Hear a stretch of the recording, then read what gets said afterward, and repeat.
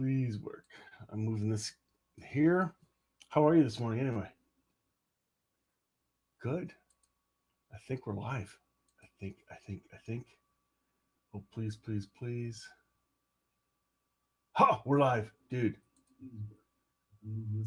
All right, open this up. I see us on this Global Online Mystery Alliance page, Paul. All right. One second. I'm muting that, and let's see how it looks online. Oh, are you on? You're not in this. Shoot. Good morning, everybody. Let me introduce you to a new guest. How do I get you in here? Show and screen.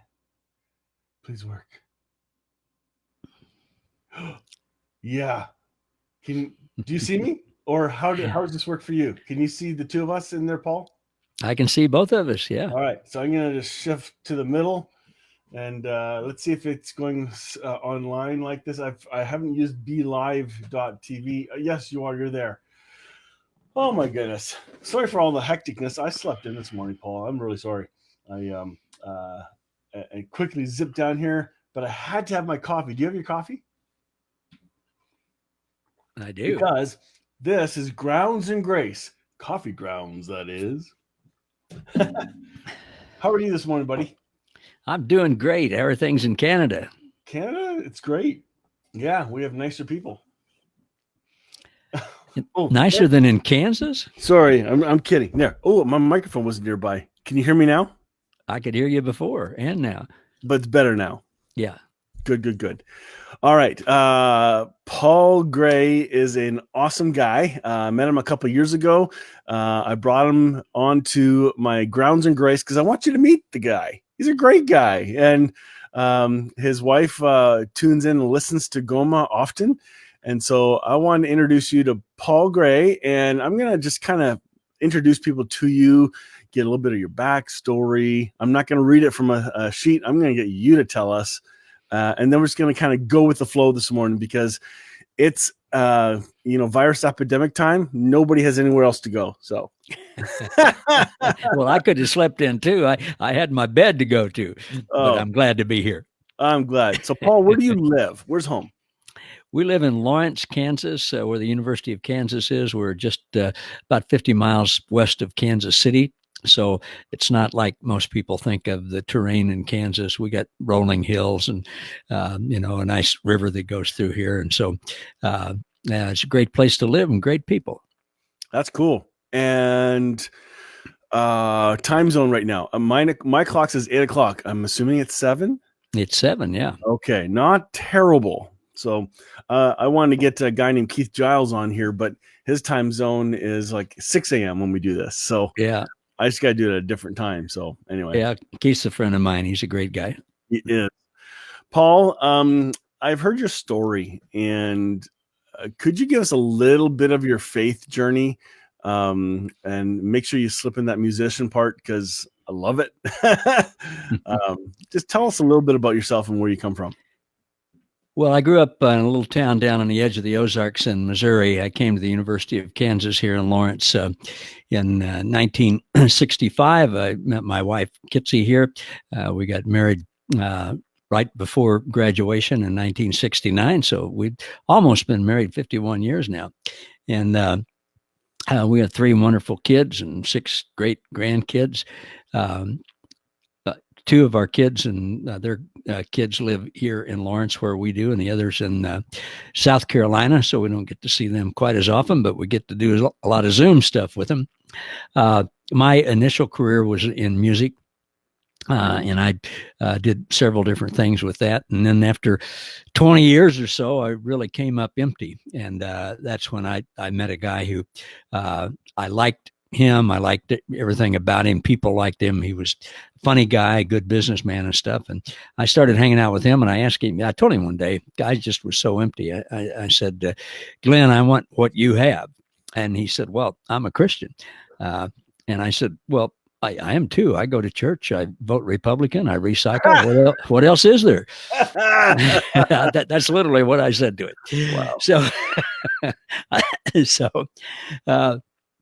at any rate, he said, no, I have a personal relationship with Jesus Christ. And that was in, in the early 1980s, and I'd never heard that term before. It scared me. I was thinking of Moonies with shaved heads at the airports, handing out stuff.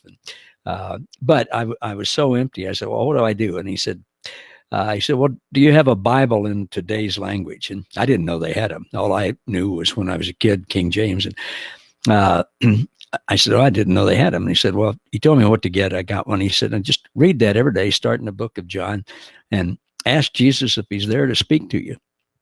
So I did, and Jesus started speaking to me. And over the course of a couple of years, did he sound like Charlton Heston? Well, yeah, but with the Spanish accent. Oh, no, I'm kidding. So at any rate, it took me a couple of years to divest myself of some business interest and things, and then I was discipled by a navigator.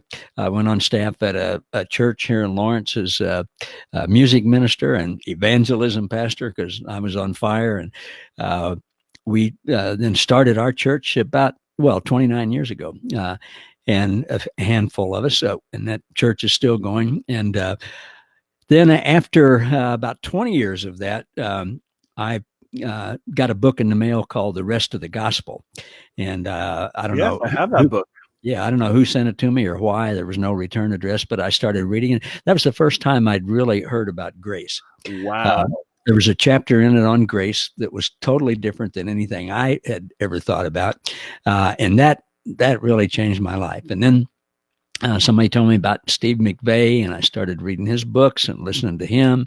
He introduced me to Baxter Kruger. Then I got to know Steve, and he introduced me to Baxter Kruger, and then Don Keithley and Paul Young and you and several others. And so for the last 10 or 11 years, it's just been a wonderful journey in grace and inclusion, finished work of Jesus, and I'm still finding out every day that God's better than I thought he was the day before.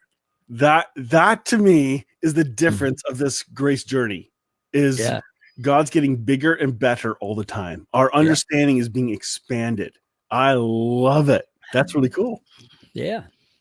So that's what we had a nice little church here of about 250 people, and we'd started along with the doctor and a nurse, it started a medical clinic for people without insurance, which is still going. I'm not involved with it anymore, but church was doing a lot of neat things, and I started on the grace journey, and I preached it down from 250 to about 125 over the course of a couple of years. And then when I started learning about inclusion and that Jesus died for everybody and everybody was included, I preached it down to about 25. But that group is we've got a really strong, great group of people here who've been with us, and we enjoy doing life together. And then, of course, a big part of my ministry now is online and with some books that I've written and things. So it's been a great journey. Especially in the last 3 or 4 weeks, right? Well, yeah, it's changed a little bit then. One of the great benefits of this is I get to spend a lot more time with my wife, and we do a lot more things together, and we've enjoyed that. And our daughter and her son, our grandson, live with us too. And so the four of us have been doing a lot of neat things together. Kitsy and Jody teach our grandson. They're both teachers to begin with. And so we have a schoolroom set up, and they have 3 or 4 lessons a day. And we go for walks and play games and watch movies. And that part of it has been good. But I certainly do miss being out and being with people. Wow. Now, when I met you, you played an instrument I've never seen before. I've seen the instrument, but not set up the way you have it. Tell us about your music background.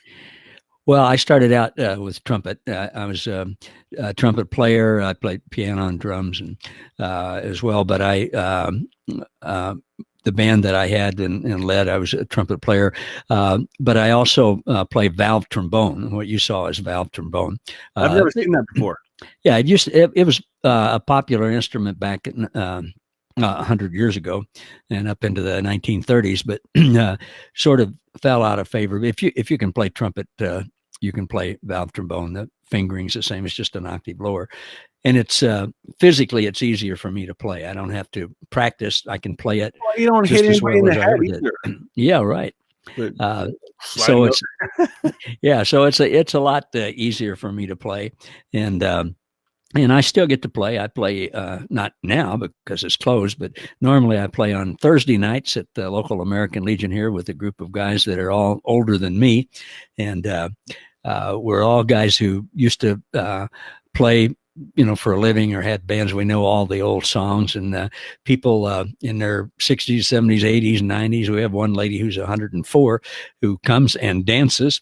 oh my. And we play, music from the 40s and 50s and the big band era type thing. And so that's a little outlet for me to play. And I play sometimes on the videos that I do online too. So Good. still get to do that. That'd be cool. I haven't seen any of your online videos, but I think that right now that could be really encouraging as a mode of encouragement or escape for folks, right? When they're stuck at home, stuck at their computers, especially when the weather turns bad. Yesterday it was really gray here, and so Is there something wrong with gray? Ha! Oh no. Sorry, Paul Gray. It was in Grey. And I just, you kind of sensed it was a emotionally tougher for folks, Sure. Not only can't they go out, but now the sky is not encouraging. Yeah. So yeah, well, we've kind of gotten past that. It's yesterday it was 80 here, and we haven't had any clouds in the sky for 2 or 3 days, and it'll probably be 78 or so again today. But that just happened recently, and a week ago or so, it was rainy and dreary and gray. And actually, Kitsy and I both talked about that. It just when you have to be inside and you look outside and it's gray and dreary, it kind of amplifies that. But I tell you what, Mike, I don't know. I can't imagine going through this. Now, people do, of course, people do, but I can't imagine going through this and not knowing who God is and who I am and who everybody else is in God's sight. I mean, if I didn't have that ultimate hope and know that He's got this. And He's with me and He's in me and He's working out all things for the good. If I didn't know that,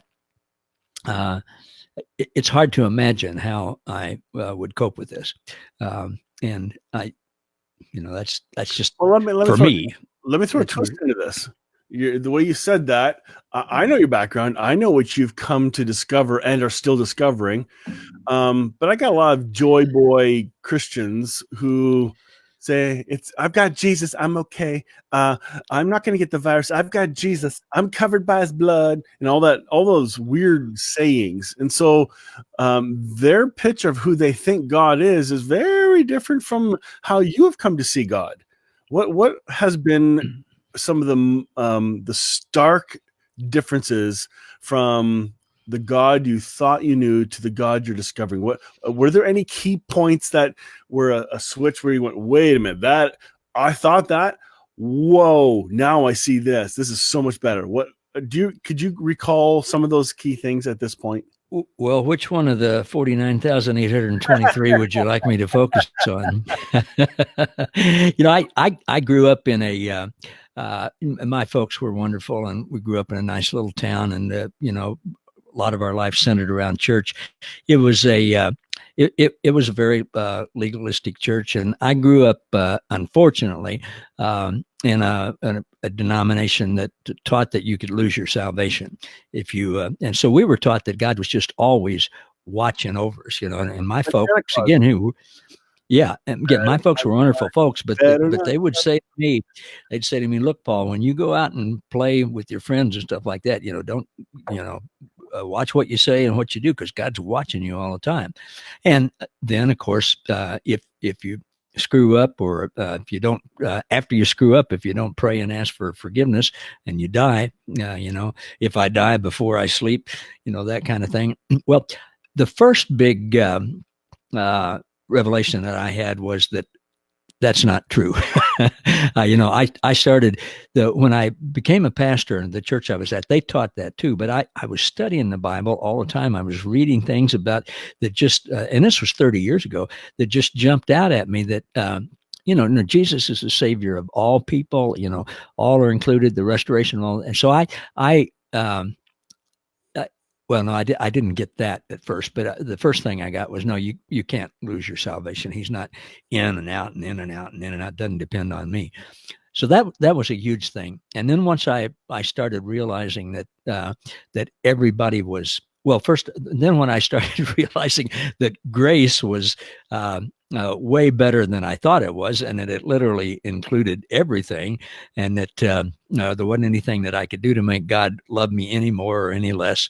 That was huge.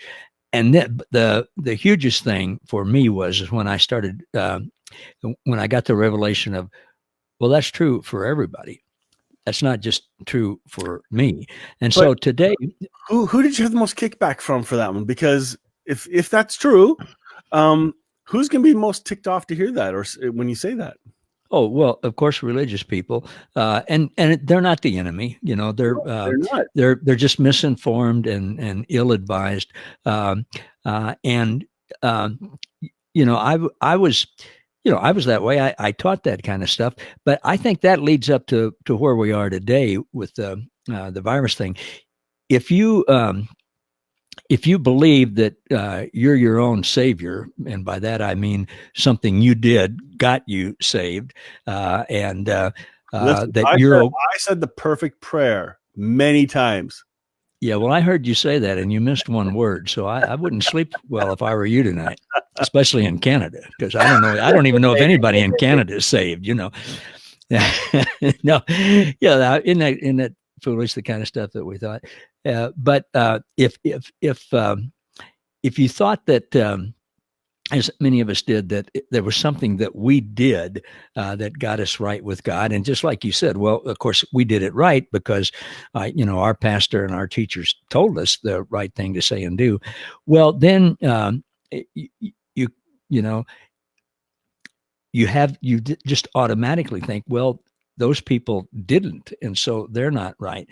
And then what the hardest, all of this is the picture, the concept, of the perspective we have of God. When you come to understand that God is perfectly good and all good, there's no dark side to him. There's nothing bad to him. That God loves everyone, and that Jesus is the exact representation of God. When you start to realize that, then the angry God concept goes away, and you start peeling away the layers of all of that you thought, and so then you're no longer worried. You're able to see people as Jesus sees them, already included, already loved. Know that it's up to Him and to His timing, and you don't have to worry about Him. Well, that changes everything. But until you see that, if you think you got to do something, then people tend to exploit times like this and go to somebody who's worried about the virus already and say, well, if you were to get the virus and die tonight, do you know where you would go? Oh my goodness. And that kind of stuff is wow. And and I see that stuff online, and I see people saying, well, God caused all of this because all of that. So for one thing, my whole perspective is different, and I have that peace. I don't I don't care if I die today or tomorrow or whenever. That death affects the people who are still here. And when our loved ones die, of course we're sad. We miss them and miss being with them and all of that. And I'm not saying that I want to die, but I'm not worried about it, and I don't obsess over it. I really don't even think about it.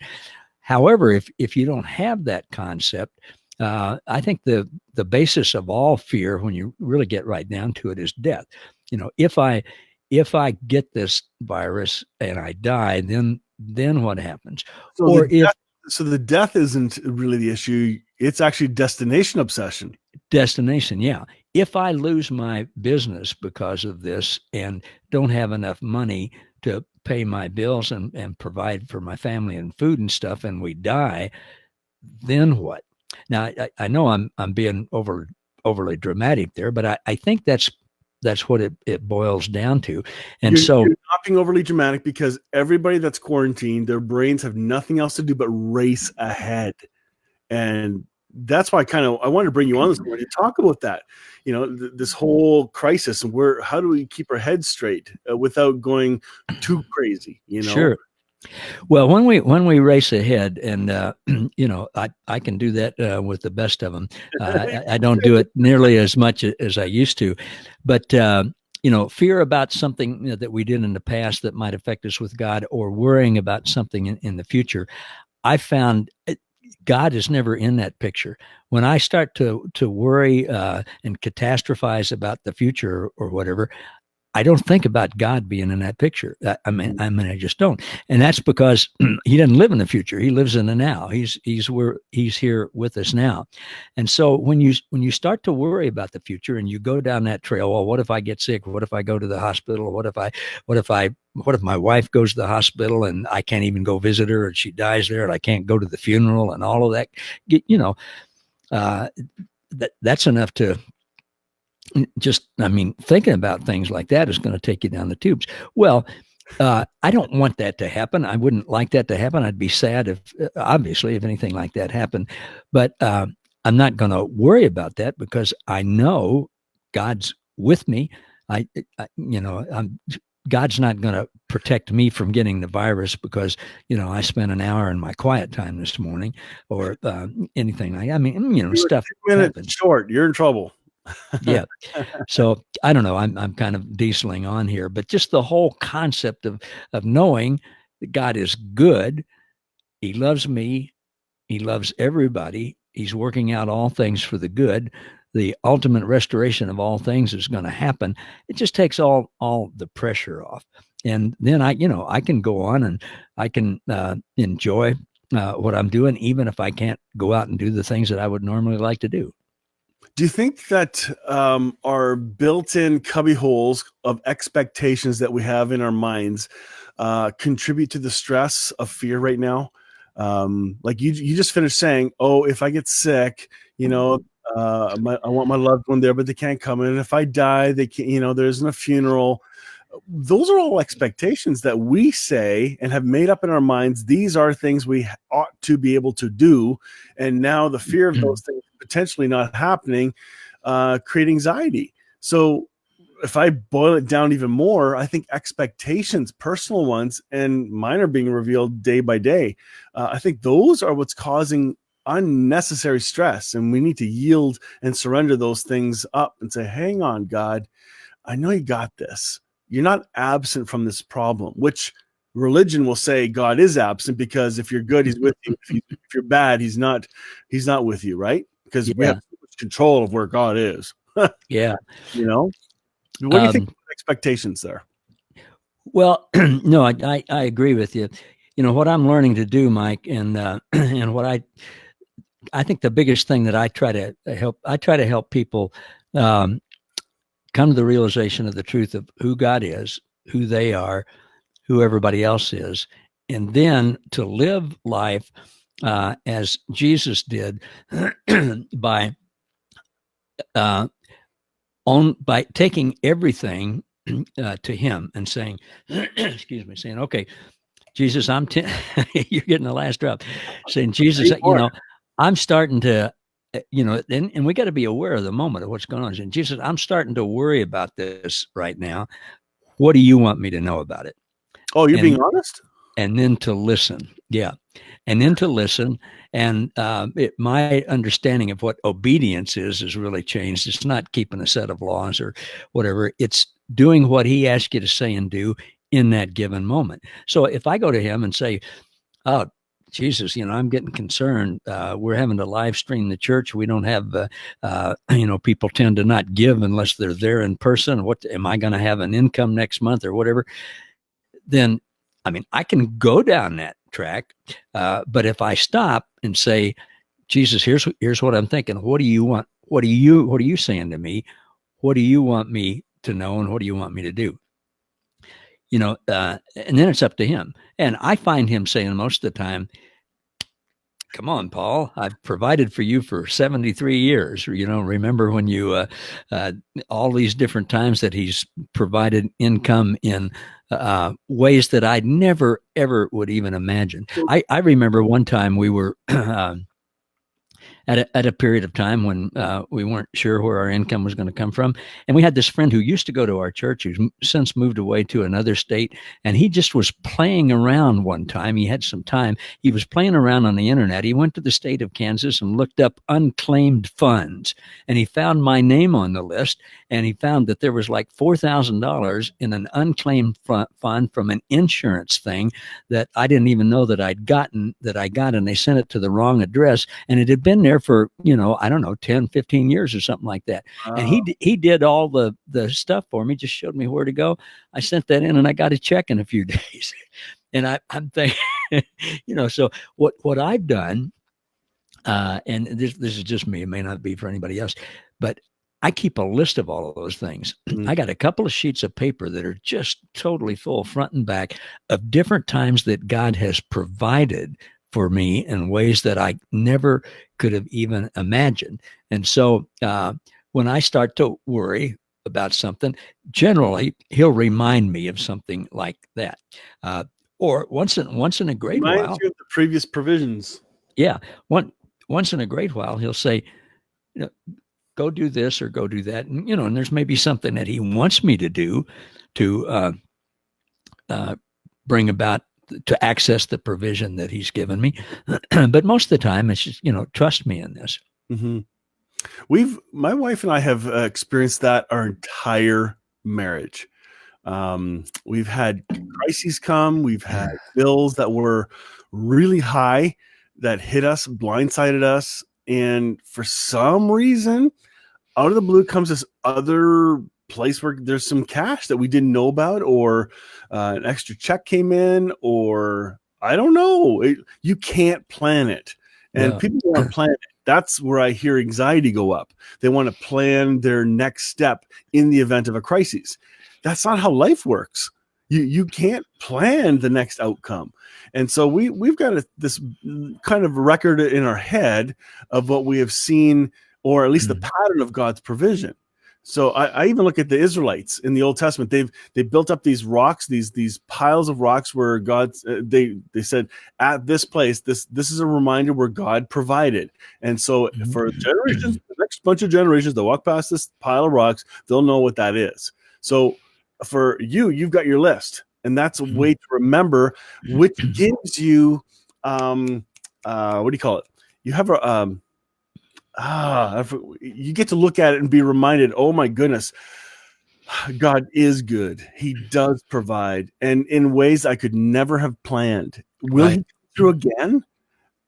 I believe so. Yeah.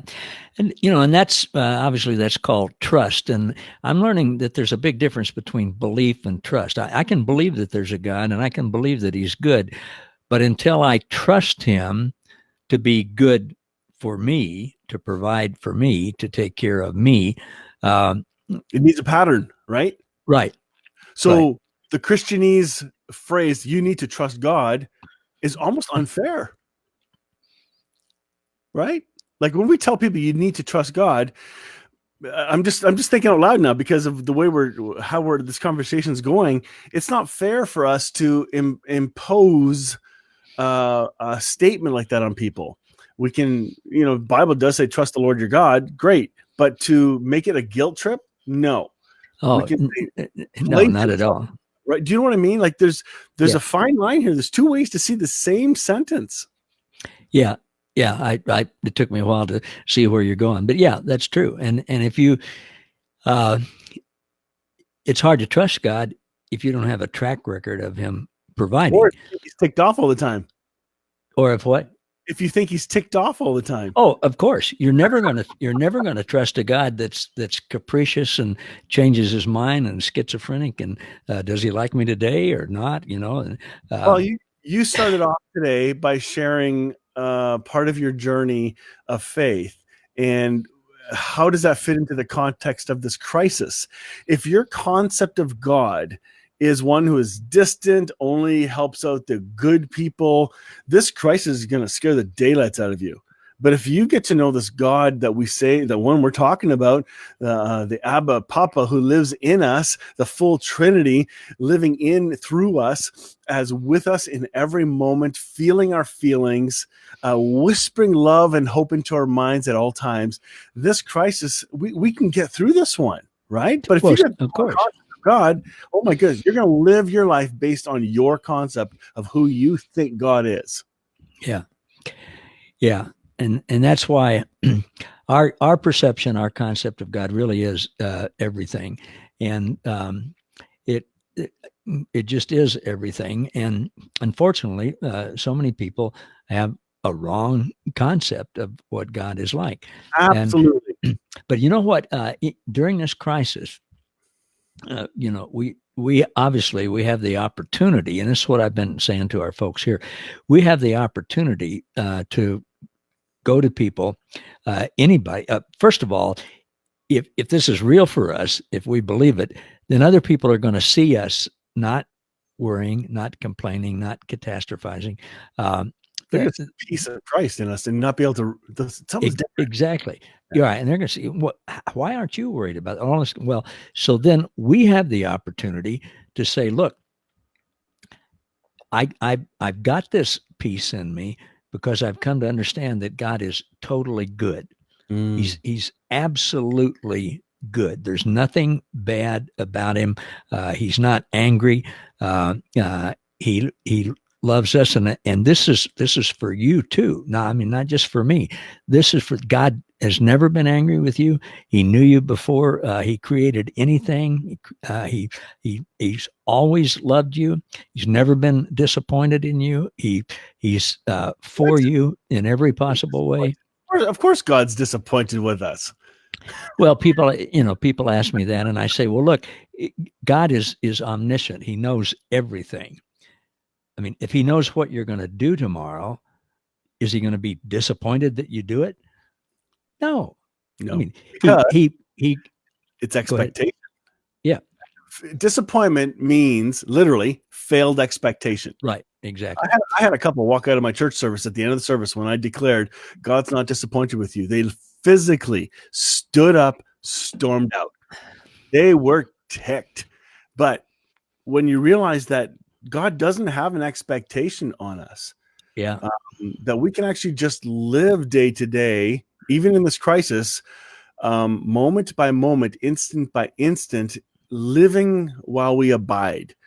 Catherine Toon just said something here online. I like this. It's an invitation to remember how wild he is about you.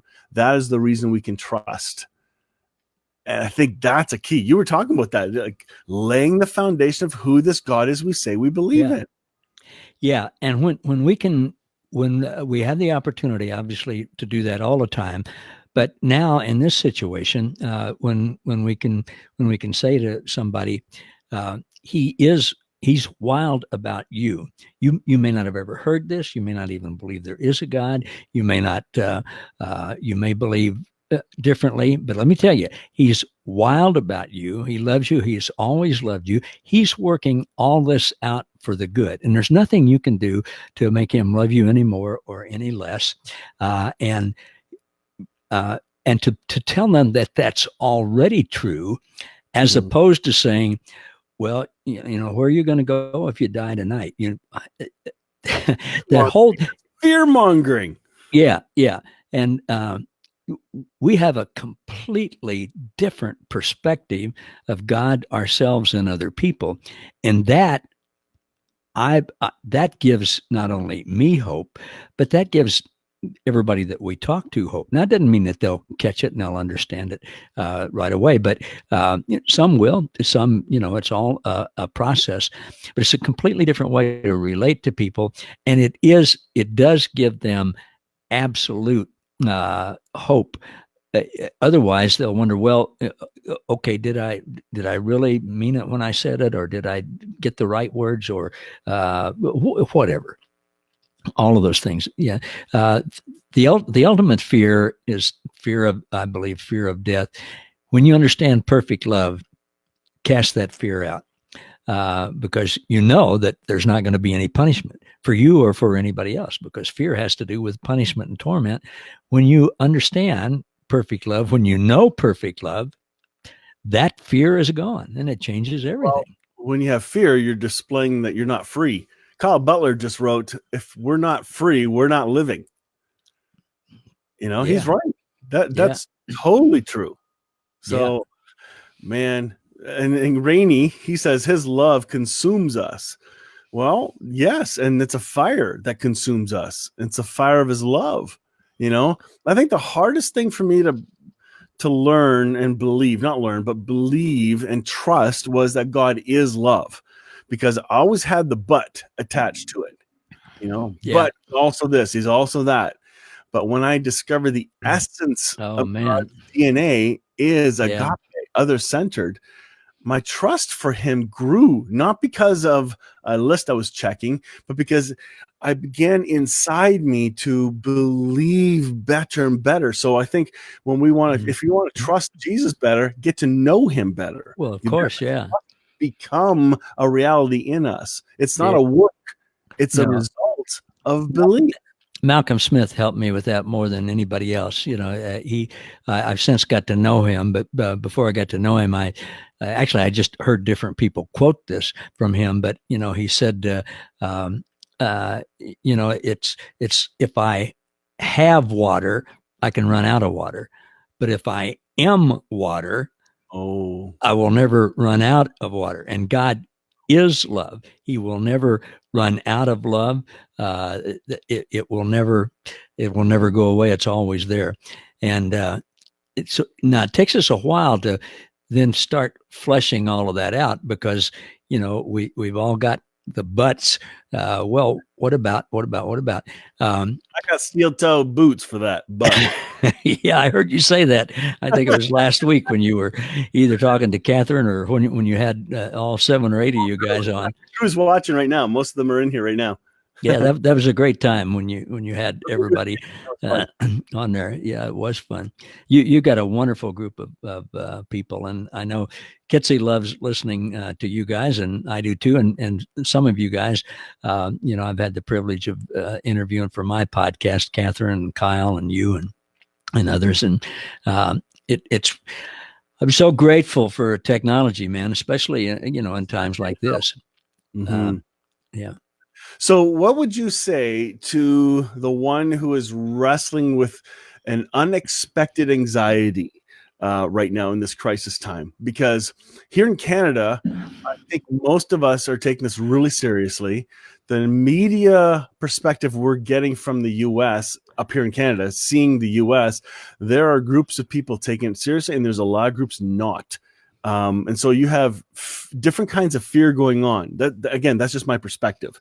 How are you sensing it where you are in Kansas? And what would you say to those who are kind of going, oh my goodness, is this, which piece of news do I listen to?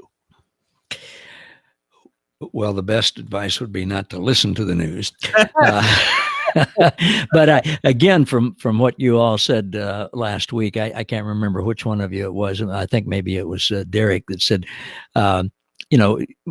we need to know what's going on. We don't need to sit for 4 hours and watch the same channel. But we do need to know what's going on. And if we can, if we can get the headlines, if we can, for me, it's much better to read it in the paper, because I don't see I don't hear the mean spiritedness and the bitterness and the fear and stuff. But I will still. You gotta listen to Canadian or British news. They're never mean. Yeah. But I still, in the evening, I'll watch some, because I want to know what's going on. And in the last couple of days, it's been much more positive from a medical standpoint and all of this kind of stuff. And we knew that. Pardon me? There's a lot of good news going on. Yeah, there is a lot of good news going on, and certainly just not dwelling on that stuff, but going back. Kitsy says often, eyes on Jesus, and and for me that means just stopping and say, all right, Jesus, well, I just heard that New York's totally shut down and this and that. What do you want me to know about that? What do you want me to think? What do you want me to say? What do you want me to do? And then listen to him and go with what he says. And I get that instant peace, when I do that. Sometimes I have to 10 minutes later go back and say, what was that you said about, because I forget, but just always going to him. Well, I'm seeing people finding ways to distract themselves from the news. Those that have it running constantly in the background, very bad. You got to turn it off. You need to turn it off. To listen a couple times is great. To kind of know what's going on, I think is really important. But to dwell on only the news is unbiblical if you want to do that. Like, we're called to watch what we think about, to take every thought captive. And if you find yourself in fear, guess what's going on? You're thinking fearful thoughts, therefore you're filled with fear. It's an easy diagnosis. It's not that hard. So if you want joy, think of joyous things, think of good things, comforting things, those kinds of things. Honestly, like, I think we've been given the tools to manage through this really well.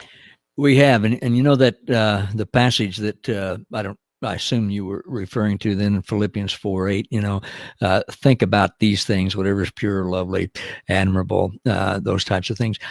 I memorized that a long time ago. And when challenges would come up, I would just repeat that verse. And you know what happened? Nothing. Didn't do me a bit of good.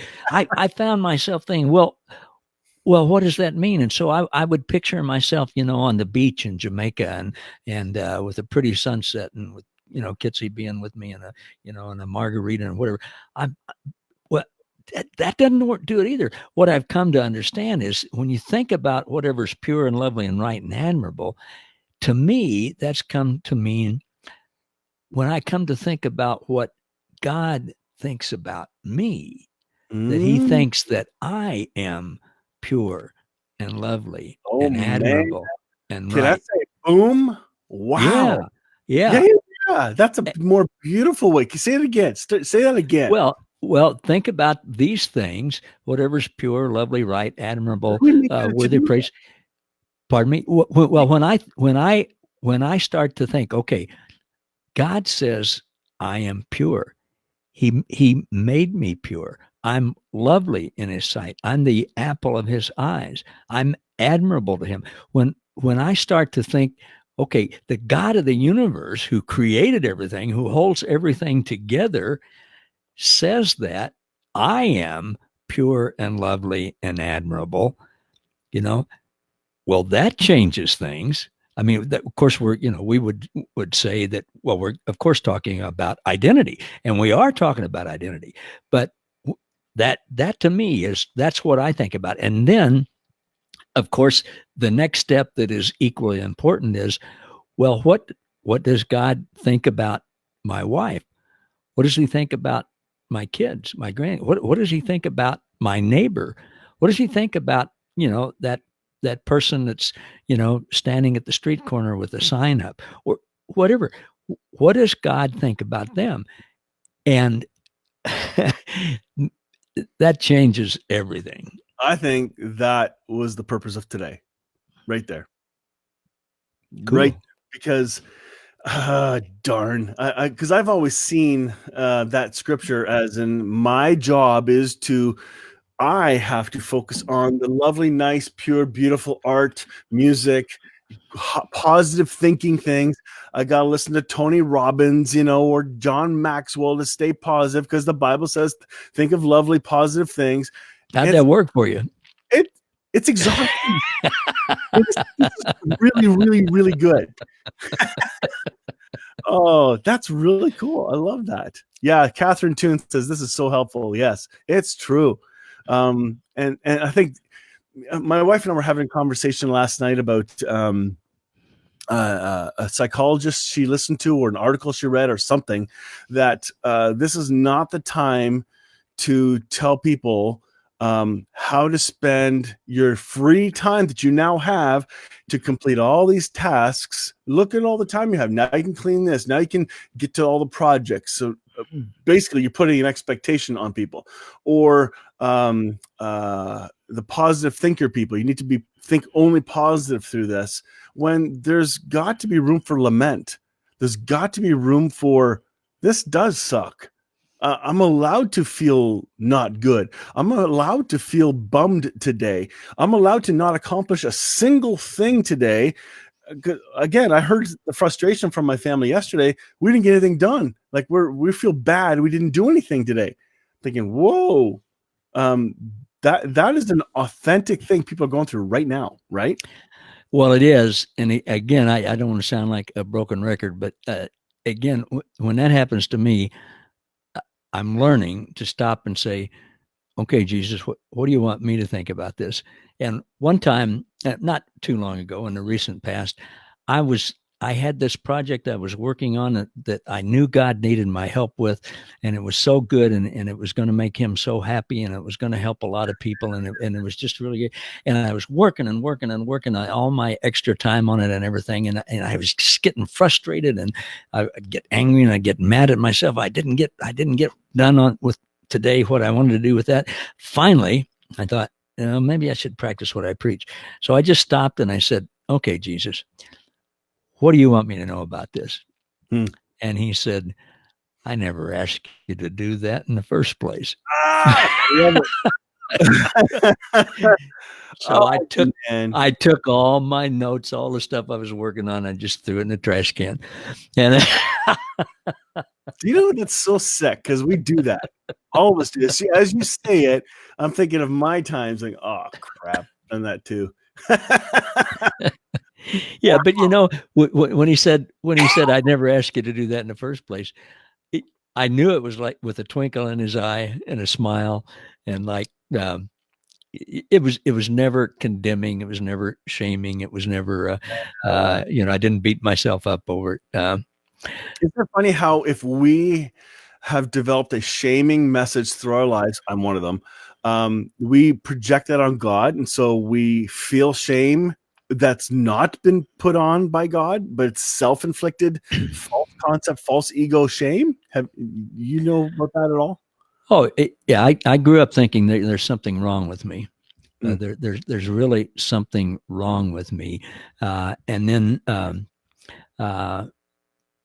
I would project that onto myself from what other people would say when they weren't even saying that at all.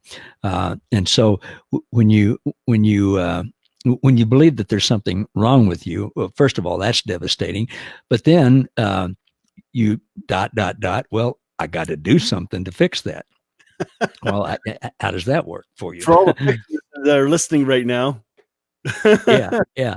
So to know that there's nothing wrong with you in God's sight to begin with, and that he's the God of the universe. He's the one opinion that really matters, right? To know that not only when there's nothing wrong with you, but in his eyes, which are the right eyes, everything is right about you. That man, that's huge. So I'm bringing in a guest that you don't know about, Paul. Okay. So we're going to get a surprise hello. So let's see if I can get this in here. And I hope you'll smile real big when you see this next guest from, oh, shoot. Multiple guest. I've got the multiple guest view. I'm paying for it. I'm allowed 4 people in here. Oh, no. Robinson, can you hear me? I got Robinson here. Yes. You can hear me, Robinson? Can you hear Paul? Can you hear Robinson at all? No. Okay. All right. Give me a second, Paul. This is not going to work. So I'm going to bring Robinson in afterwards. I paid for the subscription. I'm supposed to be able to bring in 4 people. I'm really annoyed now, but I'm going to bring in Robinson right after you, Paul. I was hoping to have the 3 of you kind of chat. The 3 of us chat a little bit. Darn, I can't believe this. Now, if I was using Zoom, I could bring in 100 people. Can I ask you a question? Yes. Why aren't you using Zoom? Because this Be Live TV one, it does a better side-by-side video than Zoom does. Where in Zoom, it's more long side-by-side. This does a full screen side-by-side, which is kind of nice. That's the only reason. So I'm going to – Robinson, hold on a second, buddy. I'm going to bring you in just a moment. It's not working like I had hoped to work, but I'm going to bring you in. So, but I got to let go. All right. You can hear us both. Okay, good. All right. But you can't hear, but Paul Gray can't hear you. So I'm disappointed. Me too. Great smile. So Robinson, one I wanted to bring in, Paul. Anything you want to say to Robinson before I swap you two out? Hey, thanks for all you do in Pakistan. I really appreciate that and love your sweet spirit. Love it. Did you hear that? He says thank you. I appreciate the encouragement. So Paul, I'm going to wrap this up. I'd love to do this again because this was fun today, and I can't believe what time it is. Like, it's gone suddenly. So are you okay if I exit you out and bring in Robinson just for a few minutes? Sure. And thanks for having me, and thanks for everybody who's watching and commented today. Absolutely. All right, Paul, thank you for your encouragement. Thank you for that wisdom of thinking all things lovely and pure. And that one I'm going to really ponder on today. That was a gift to me. Thank you. Good. Thanks for having me. Absolutely. All right. I'm going to exit you, and then I'll bring in Robinson. Thank you. All right. Showing screen. Here we go. Please work. Yes. Robinson. Welcome, brother. Welcome. Thank you, brother. Thank you. You're online with us. Thank you. So, but I cannot see you, just hear you. Okay, I can see you just fine. So I don't know why that Great. is. But you look good. You have natural highlights. Thank you. Anyway. Yeah. Anyway, thank you, brother, for having me on your show. It's a great privilege and honor to me. Thank you so very much. No problem. We're going to do it again with Zoom, though. I just realized one of the best parts of Zoom is having more people come in. I thought Be Live, because of what I paid for, it was going to be 4 of us maximum. And so I thought, no problem, bring you in. But it's only allowing 2. So I need to investigate that and say, hey, what the heck? So how are you doing, Robinson? I'm good, by the grace of God, and hope the same for you, brother. Yeah, but the thing is, That's good. Keep going. Yeah, the thing is, the coronavirus is spreading all over. You're frozen up. Is lockdown. Back up. We lost you there. You froze up. So say it one more time. What's going on in Pakistan? Because we have no clue in another part of the country. What's your view of this virus and what's going on in Pakistan? Yeah, I have some different views, but one is, I have views politically and other ways, but I don't think that this is the right place to share those things. Okay. But as a man of God, which is the one prospect is that this is the time to stay in a prayer and stay at home. And what I think God revealed all over the world, that they know that they are the real church. We are the church. And because, in Pakistan and all over the world, the churches are closed, and there is no placed crusades and different Christian activities, and the other even all are affected in this scenario with this scenario. So But you're in a full lockdown like everywhere else, pretty much, right? everywhere is locked down.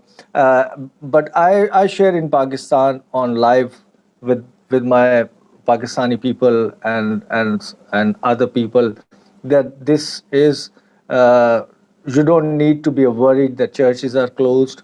uh, Bible tells us that stay at your home, close your door, and stay in prayers, and your Father will listen to you, and He cares you, and He is with you, and He is in you, and He is upon you.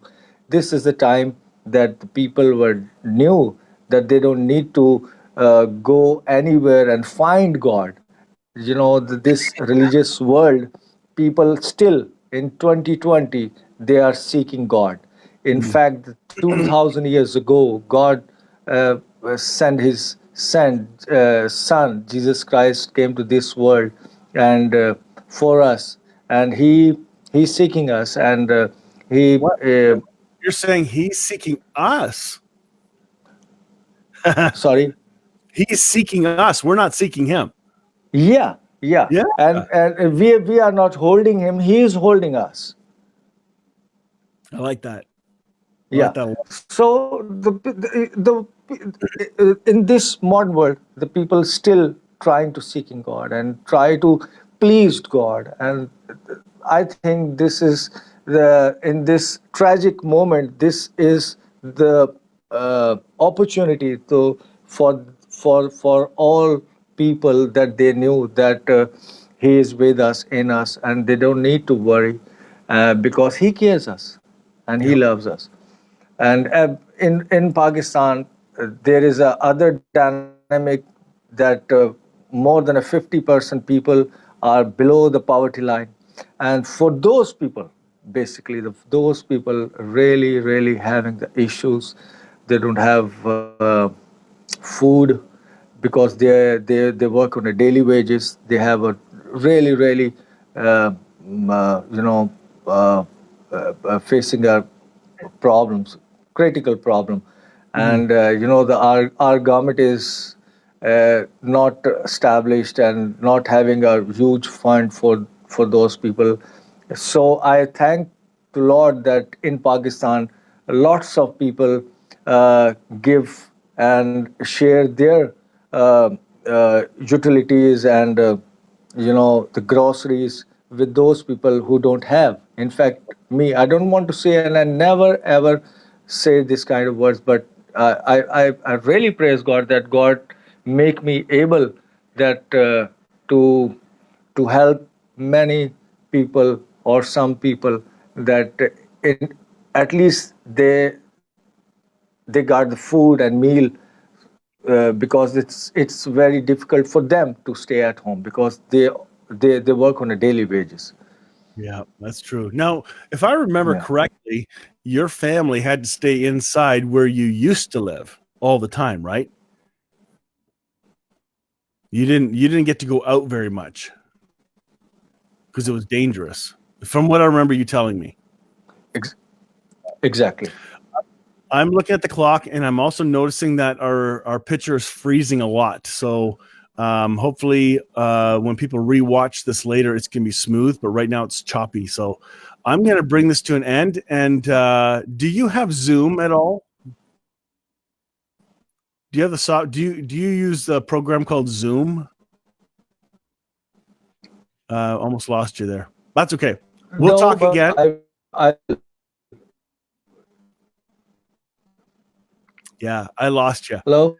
Okay, Robinson, I'm gonna Can end you now hear me? because everything. No, I Can can't you hear. hear me? No, it's all gone. So I'm going to end this now. Thank you for tuning in. Your video is great. I can see you just fine. You can't see us, but thank you for taking time. I hope you were encouraged by Paul Gray's conversation at the beginning of the program today. And let's Oh, bring this to an end. I love Paul Gray. I watched his videos and his messages. Is awesome. Is a great guy. Yes, yes, I respect him. I really yes. love him. Yeah. That's awesome. All right, Robinson, we'll bring you on another day. Thank you so much for Thank jumping you, in real brother. quick. Thank you. All Love right. you. See you later. See you next Wednesday, everyone. Bye-bye. Bye-bye.